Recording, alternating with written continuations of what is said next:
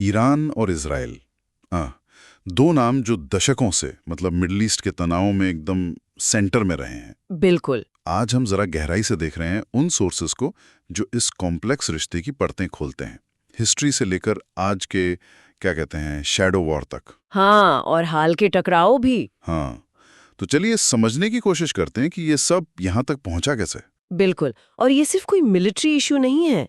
जैसा आपने कहा, सोर्सेस को देखें तो साफ है कि ये एक गहरा आइडियोलॉजिकल, पॉलिटिकल, स्ट्रेटेजिक टकराव है। इसमें प्रॉक्सी गुट हैं, साइबर हमले हैं, परमाणु चिंताएं हैं, बहुत कुछ उलझा हुआ है। तो मकसद यही है कि इन सोर्सेस के जरिए तस्वीर थोड़ी साफ हो। सबसे हैरत वाली बात जो इन सोर्सेज में मुझे लगी वो है 1979 से पहले का टाइम। अच्छा। हाँ, शाह के ईरान और इजराइल में तो बड़े अच्छे रिश्ते थे, इकोनॉमिक, मिलिट्री, सब। ईरान ने तो इजराइल को मान्यता भी दी थी, आज सोचें तो। हाँ हाँ, बिल्कुल। वो एक पूरी तरह से अलग चैप्टर था हिस्ट्री का। लेकिन फिर आई 1979 की इस्लामिक क्रांति। हाँ, आयतुल्लाह खमेनी। बिल्कुल। उनके आने के बाद तो सब पलट गया। नई सरकार ने इजराइल को कहा नाजायज शासन, सारे रिश्ते खत्म। और इजराइल विरोधी गुटों को सपोर्ट करना शुरू कर दिया। एग्जैक्टली। ये सिर्फ कोई पॉलिटिकल शिफ्ट नहीं था, ये एक फंडामेंटल आइडियोलॉजिकल क्लैश की शुरुआत थी। और उसकी जड़ें आज भी बहुत गहरी हैं। और इसी बैकग्राउंड में शुरू हुआ वो जिसे सोर्सेज शैडो वॉर या छाया युद्ध कहते हैं। मतलब आमने सामने नहीं, पर्दे के पीछे से। सही सही समझा। इसमें आप देखिए साइबर हमले होते हैं, जैसे वो स्टक्सनेट वायरस था जिसने ईरान के न्यूक्लियर प्रोग्राम को टारगेट किया। हाँ, सुना था। या फिर इजराइल के वाटर सिस्टम्स पर भी कथित तौर पर ईरानी हमले हुए। फिर वो ईरानी न्यूक्लियर साइंटिस्ट्स की हत्याएं, जिनमें शक मोसाद पर जाता है। हाँ, अक्सर। ये सब क्या है? ये सीधी जंग से बचते हुए एक दूसरे को कमजोर करने की कोशिशें हैं। और सीरिया में जो लगातार एयर स्ट्राइक्स होती हैं वो भी इसी का हिस्सा लगते हैं। इजराइल वहां ईरानी हथियारों के काफिलों पर, उनके ठिकानों पर हमला करता है। हाँ, क्योंकि इजराइल नहीं चाहता कि सीरिया ईरान के लिए उसकी सरहद के पास एक फ्रंट बन जाए। और इसका एक बहुत बड़ा हिस्सा है प्रॉक्सी गुटों का इस्तेमाल। प्रॉक्सी गुट मतलब लोकल लड़ाके जो किसी बाहर वाले के इशारे पर लड़ें। बिल्कुल।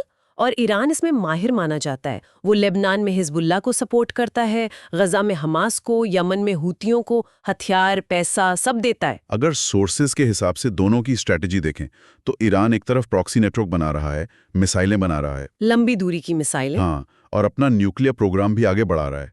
कहता तो है कि शांति के लिए है, पर 60% तक यूरेनियम एनरिचमेंट वो इजराइल के लिए तो खतरे की घंटी है। जाहिर है। और इसी के जवाब में इजराइल की स्ट्रैटेजी का मेन फोकस यही है कि ईरान को एटम बम बनाने से रोकना है। कैसे? साइबर अटैक, साइंटिस्ट की हत्याएं, जैसे हमने कहा, मिलिट्री एक्शन की धमकी, और सीरिया में ईरानी प्रेजेंस को रोकना। ये न्यूक्लियर इशू ही मतलब इस पूरे झगड़े के सेंटर में है। प्रॉक्सी गुटों में हिजबुल्लाह का जिक्र बहुत आता है। सोर्सेज कहते हैं कि उसके पास 1.5 लाख से ज्यादा रॉकेट हैं। 1.5 लाख। हाँ, ये आंकड़ा वाकई बहुत बड़ा है। और ये सब इजराइल की तरह है। हिजबुल्लाह ईरान का सबसे ताकतवर प्रॉक्सी है, इसमें कोई शक नहीं। लेकिन एक और बात दिलचस्प है, ईरान सुन्नी गुट हमास को भी सपोर्ट करता है। हाँ, ये दिखाता है कि ईरान के लिए शायद स्ट्रेटेजिक फायदे वो आइडियोलॉजिकल मतभेदों से भी ऊपर है। और यमन के हुती विद्रोहियों ने भी तो गजा जंग के टाइम इजराइल पर मिसाइलें दागी। हाँ, सही कहा। ये सब ईरान के बढ़ते असर को ही दिखाता है। हाल के सालों में, खासकर 2024 में, टेंशन तो बहुत बहुत बढ़िया। वो दमिश्क में ईरानी कॉन्सुलेट पर हमला हुआ, जिसके लिए इजराइल को जिम्मेदार माना गया। और उसके बाद पहली बार ईरान ने सीधे इजराइल पर हमला किया। 300 से ज्यादा ड्रोन्स, मिसाइलें। हाँ, वो तो बहुत बड़ा एस्केलेशन था। भले ही ज्यादातर रोक दिए गए, इसने दशकों पुराने शैडो वॉर के रूल्स बदल दिए एक तरह से। बिल्कुल।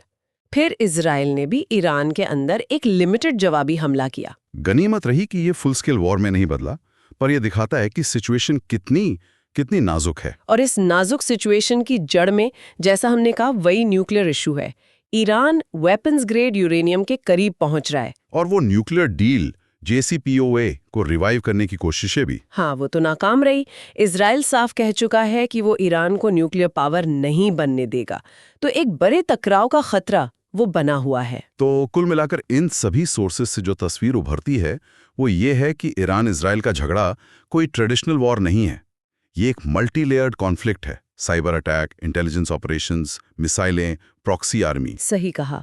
अब तक दोनों पक्ष शायद एक बहुत विनाशकारी सीधी जंग से बचते आए हैं, लेकिन जैसा हमने हाल में देखा, एक छोटी सी चूक, एक गलत अंदाजा, हाँ, वो भी स्थिति को बहुत खतरनाक मोड़ दे सकता है, खासकर तब जब न्यूक्लियर मामला बीच में हो। तो ये जो गहरा आइडियोलॉजिकल डिवाइड है और ये न्यूक्लियर वाला दांव-पेच, इसे देखते हुए सोचने वाली बात ये है कि आगे क्या, कौन सी ऐसी घटना या बदलाव हो सकता है, अंदरूनी या बाहरी, जो इस टकराव की दिशा बदल दे। क्या कोई रास्ता शांति की तरफ जा सकता है या ये तनाव ऐसे ही चलता रहेगा, शायद किसी और रूप में? ये सवाल वाकई सोचने पर मजबूर करता है।